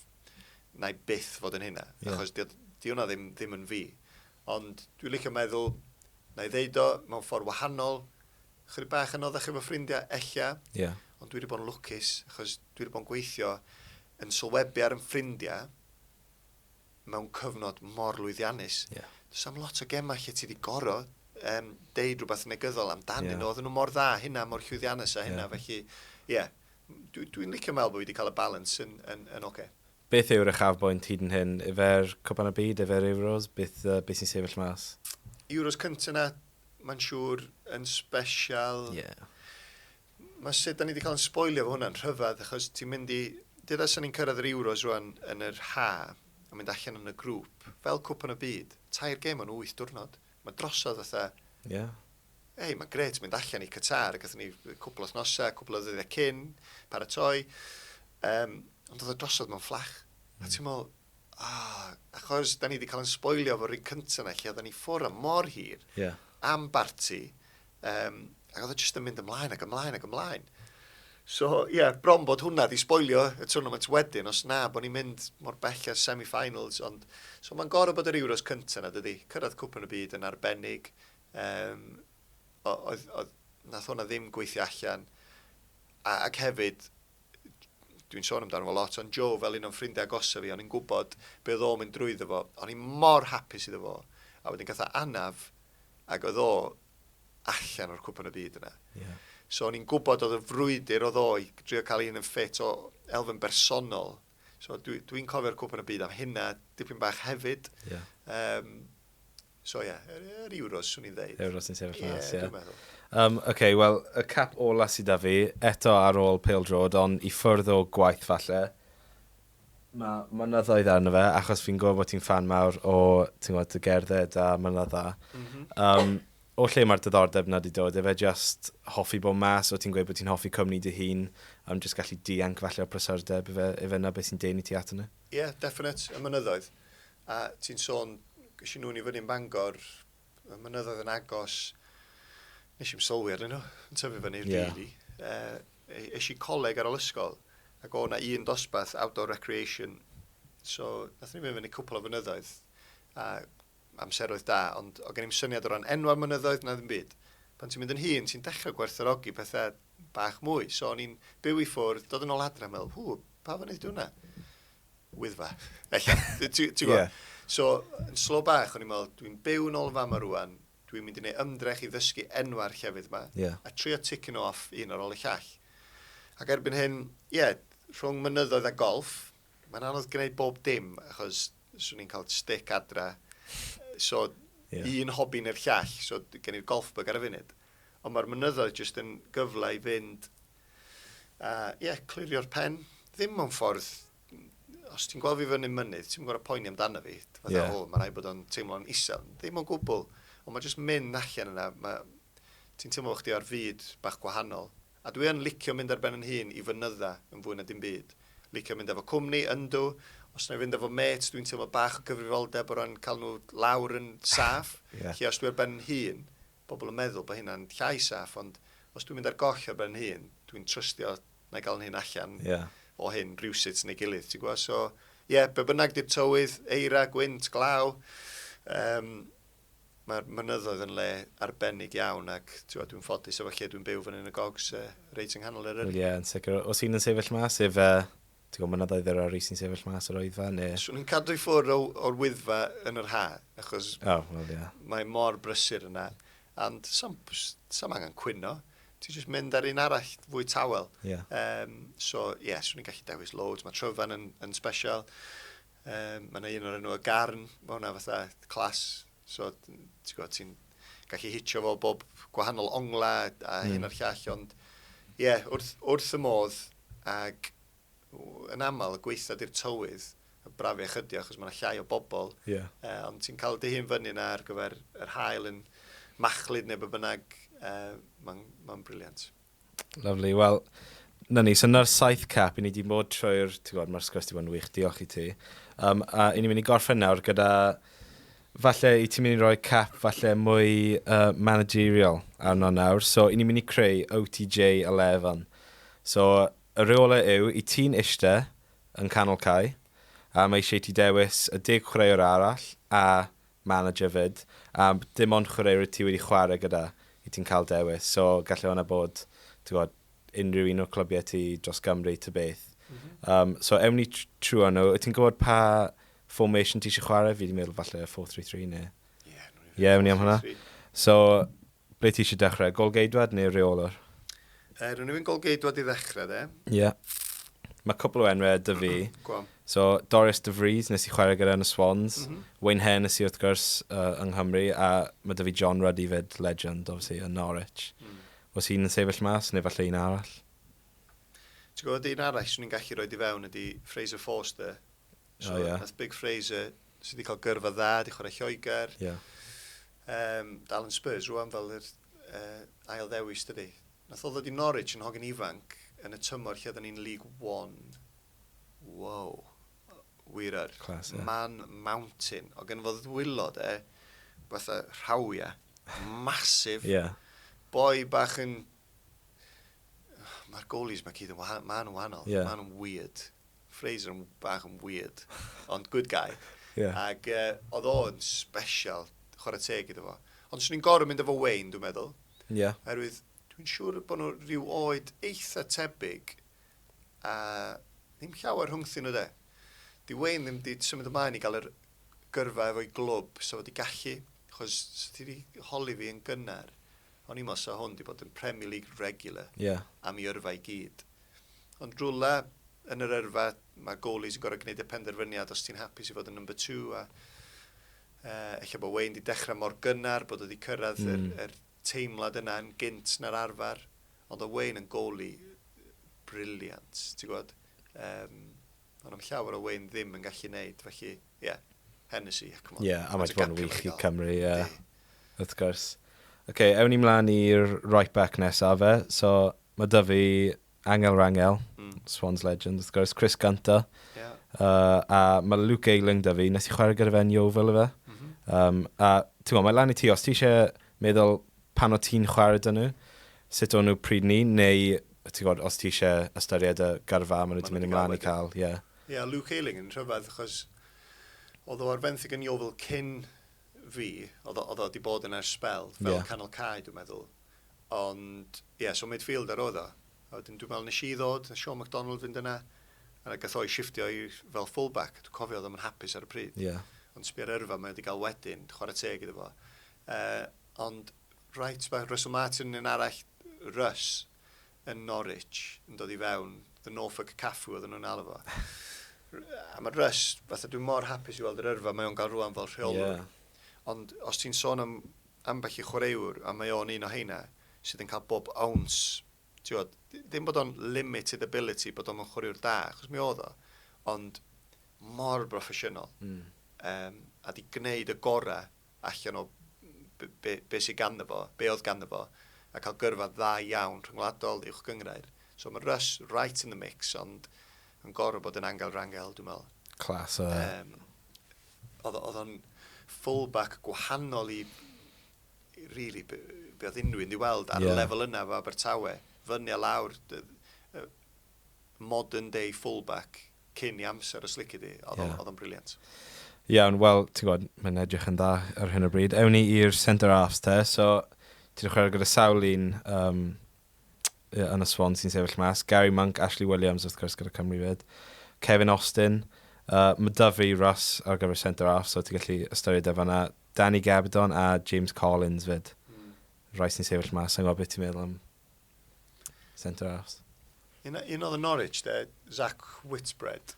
Os ti wedi clywed am Zach o blaen. Dod i fyny drwy system Lerpwl. Ac oedd o'n y sgwad, dwi'n meddwl, yn Istanbul, pan oedd yn ennill y Champions League, fatha un o'r boys ifanc, oedd yn mynd i gael bonus masif am beidio chwarae. Good player. Gath o loads o injuries hefyd. Ond Zach, chwaraewr da iawn, diolch yn y tîm. Ashley Williams, mae o'n y tîm, wrth gwrs i fod o. Mae rhaid i Ash bod yma. Big Ash, mae'n gawr, o'n i efo neithiwr, mae'n ein gwyllt, allan. Ond ti jyst gorau gadael iddo fynd, fod i'r capten, geith o'n neud be bynnag licith o. Good guy, o'n i'n rhannu stafell efo Swans ag Cymru yn y dechrau. Ac am yrfa gath o. Oedd. Oedd o mor hwyr yn cyrraedd unrhyw lefel, non-league, Stockport, a wedyn Abertawe. A just gwella a gwella. Oedd o'n gallu gwneud bob dim, really. Dwi'n meddwl, sa Ashti gallu bod yn un o'r goreon. Ddim yng Nghymru, achos mae o. Ym Prydain. Os oes o touch bach yn dalach eich. Achos eich sa bobl wastad yn meddwl, not the biggest, mae'n rhyw 6 foot, ond o'n byd oedd o'n gallu gwneud. Yn yr awyr, mor gorfforol, yn dda, fatha, yn ymddiffyn dda, mewn meddiant yn amlwg, ac just arweinydd, felly, mae Ashi fewn yna. Centre off arall wedyn, o Gabs yn uffar a chwaraewr. Mor gyffyrddus mewn meddiant. James Collins, dwi ddim wedi chwarae fo neb fatha Ginge, oedd, ti'n gwybod, mae yna rei amddiffynwyr fel John Terry, lle mae'r bêl fatha magnet. Sut mae o'n blocio bob dim. Ond oedd gen i fo just y ffordd ma o fod yn yr lle cywir drwy'r amser. Dwi'n mynd i fynd am y met, boi ar enw Gary Warren, nes i ddweud y stori efo whisky, Inverness, eich ddim o ran gallu, ond mae o yna ar gyfer tîm yr al. Tu ôl i llen, Gary Warren, he's in. Cool. Right, ewn ni i'r left back te. Mae da fi Alan Tate lawr fan hyn, oedd wedi chwarae left back ti'n bach, wrth gwrs, falle bach o centre half hefyd. Sam Rickett, Neil Taylor, Ben Davies, wrth gwrs. Si'n chwarae lot o fo Ben.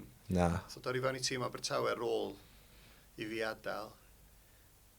Ond dwi'n cofio eistedd ar y fainc i un gêm Cymru wrth i ochr o. A mae rai bod o'n, dwi'n gwybod, 20. Oedd y ffordd o'n gweld y gêm, fatha mor eiddfed. So ddim yn syndod rwan pan ti'n gwybod y math o gymeriad ydi o. Ond oedd o'n gweld y gêm fatha coach, hyd yn oed ar yr oed yna. So ti'n gallu gweld sut mae o'n gallu rheoli gêm ar y cae. A dwi'n siŵr os fysa eisiau, mi wneith o reolwr da iawn yn y blynyddoedd i ddod. Ond nes i'n chwarae digon efo fo. Tails wedyn, briliant. Eto, Tails dwi'n mynd i ddewis, dwi'n meddwl. Achos un o'r chwaraewyr na sydd ddim yn cael ei werthorogi digon. Un o'r chwaraewyr na fysa bobl yn sbio ar y tîm na 2016 yn meddwl eich bod o ddim y chwaraewr pwysica yn y tîm na, ond a player's player. Ti'n gwybod? Eich bod chwaraewyr fatha Tails, gen ti Nico Williams rwan sydd fatha briliant, ond gwahanol. Y Tails rhywbeth fatha cadarn, saff, ti'n gwybod eich dwi'n mynd i gael gen efo. Os o rhywun angen cael ei smasho, o'ch ti'n gwybod fysa Neil Taylor yn gwneud hynna mwyn codi ysbryd o fewn y tîm, felly Tails. Solid. So wedyn ni, mae dyn ni OTJ yn eistedd yn y canol cae. So mae eisiau ti dewis 2 i chwarae gyda ti yn canol cae. So fi'n meddwl mae canol cae oedd yr ardal lle oedd cymaint o chwaraewyr clas gyda ti. So mae Leon Britton dy ti wrth gwrs, Darren Pratley, Ferry Bodey yn Swans, Joe Allen fyd wrth gwrs, Joe Ledley, Andy King, fi roi Gilly McGill, chwarae yn Norwich. A wedyn ni falle roi bach ymasodol, David Cotterill, Aaron Ramsey wrth gwrs, Andy Robinson, Wes Houlihan, Jody Gomez. Mae cymaint o enwau gwych fan andos. Mae hwn yn tough one. Be am fod yn onest, swn i ddim yn dewis yn hun yn y tîm yma. Ond dwi fewn. Leon Britton, gorau bod i fewn. Am chwaraewr. Dwi'n meddwl bod o wedi helpu boys fel Joe wedyn i gael yr yrfa mae Joe wedi gael. Hwyr ti'n sbio ar Leon yn meddwl, os mae hwn yn gallu gwneud.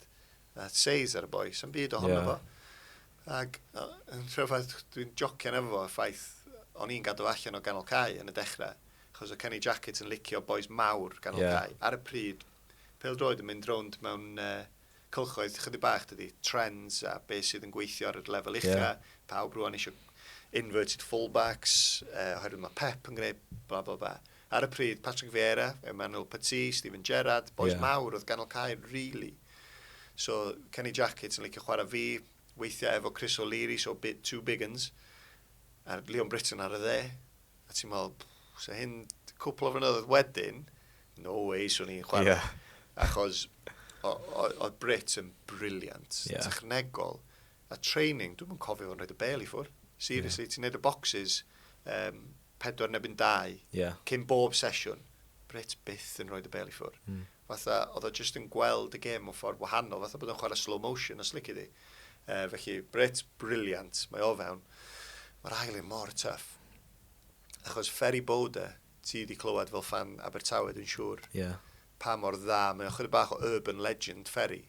Fysa math o chwaraewr fans clwb eraill, eich ddim wedi clywed amdano fo. Waw, am chwaraewr. Dwi'n cofio fan arwyddau Abertawe, o'n i ar yngwyliau.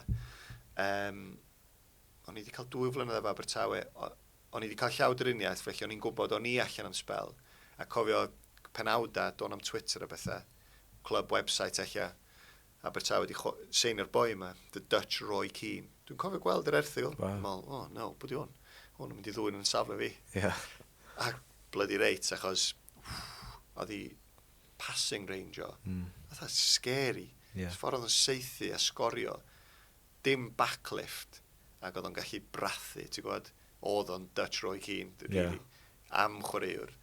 Ond bod rhaid i fi fynd efo Joe, really does.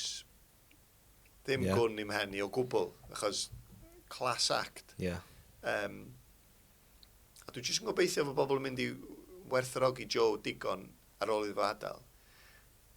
Oherwydd, i fi, mae Joe yn 11 gorau Cymru yn hawdd.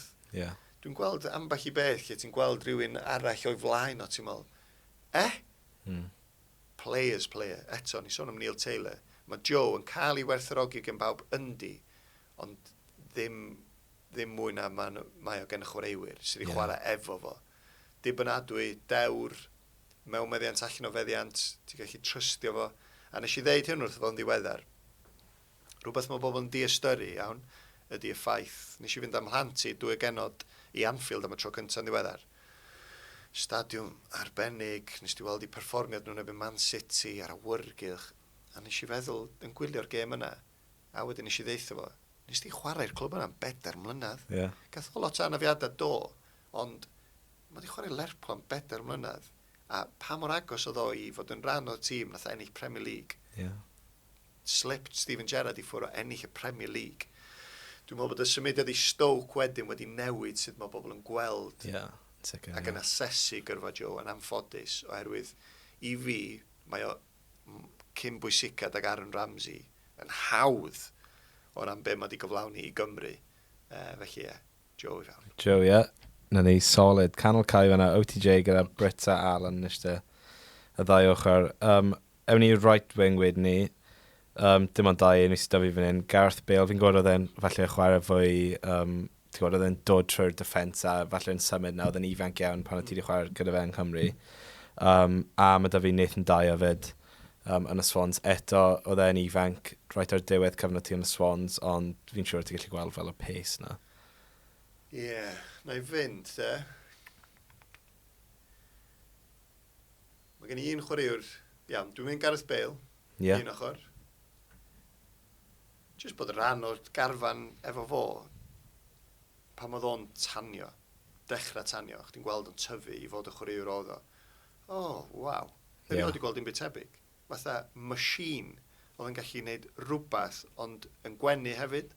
Oedd fatha, disgrifio Gareth Bale fel, mae bob chwaraewr proffesiynol, dwi'n meddwl, di bod pretty much y chwaraewr gorau yn ei dosbarth nhw yn yr ysgol. O Gareth yn chwarae pêl-droed proffesiynol bron fel oedolyn yn chwarae yn erbyn plant ysgol. Fatha dyna sydd o'n i'n teimlo.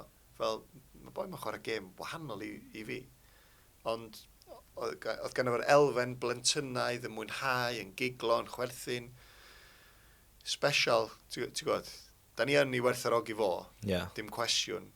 Ond weithiau ti'n gorau pinsio di hyn yn meddwl, wow, pa mor lwcus da ni fel gwlad, bod ni wedi cael gweld y boi yma, nid jyst y talent, ond y ffaith bod o'n gwneud o i Gymru ddim yn fwy na'i glwb, oherwydd gath o gyfnod efo Spurs a Real Madrid yn dechrau. Fatha, un o'r goreion erioed. I fi, fod i'r chwaraewr gorau erioed o Prydain.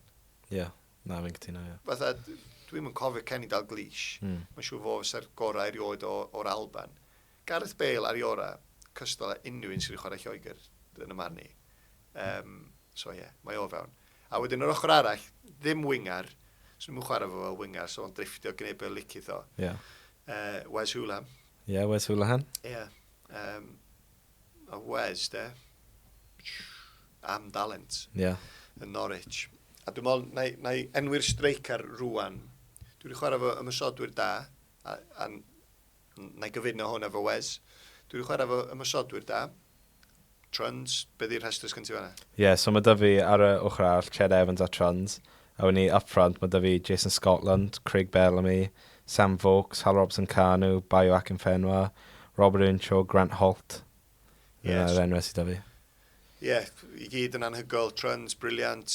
Dwi am mynd efo Grant Holt. A cyfuno fo Wes, achos oedd y ddau yna i Norwich, de. Go iawn fan. Class. Briliant. A oedd y promotions na, so dwi'n deithio nhw, os dwi'n gweld nhw, na i brynu drink iddyn nhw.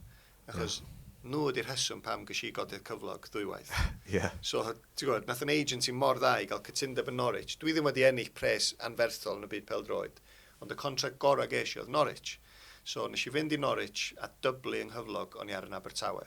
So, yn Abertawe o'n i ar gyflog eitha isel, oherwydd o'n i wedi bod yn Welsh Prem. Ond nes i ddyblu yng nghyflog i fynd i Norwich. A wedyn oedd o'n y contract, os da ni'n cael promotion yn y tymor cyntaf, mae o bron yn dyblu eto, a wedyn os da ni'n cael promotion yr ailyn, mae bron yn dyblu eto.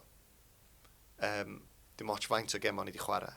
So fel arfer, hynna stupid o ran Norwich, ddylia bod yna fatha, os mae wedi chwarae 20 gem, mae wedi chwarae ran i fi, oedd o'n cicio fewn.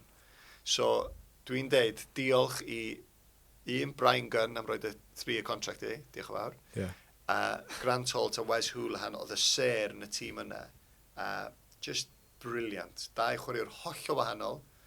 Holt i fatha just rhyw runaway train, fatha bull in a china shop, ond mor effeithiol. A Wes just class, seriously. Fatha o ran y gallu, sôn am Brits beth yn roed y bel i ffwrdd. Wes fel am yn ffordd wahanol, fwy ymosodol. Fatha sawl gwaith so fo'n nutmeg i fi. Wes?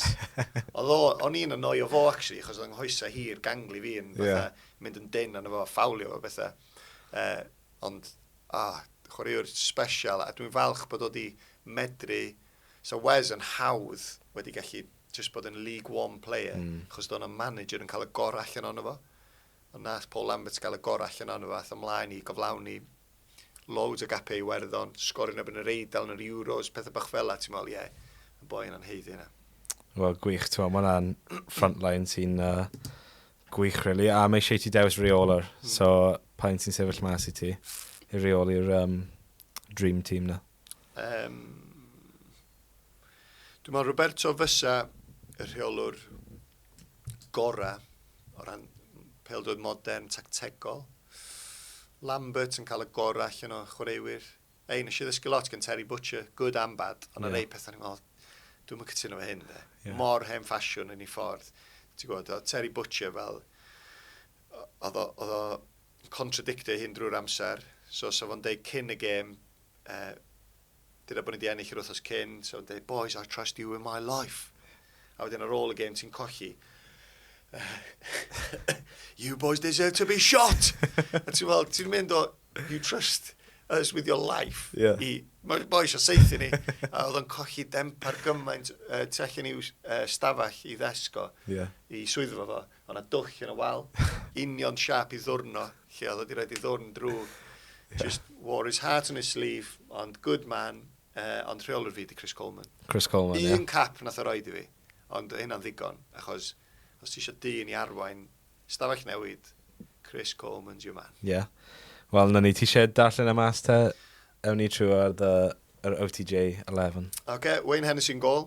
Gennym ni fullbacks Neil Taylor a Angel Rangel. Ashley Williams a Gary Warren.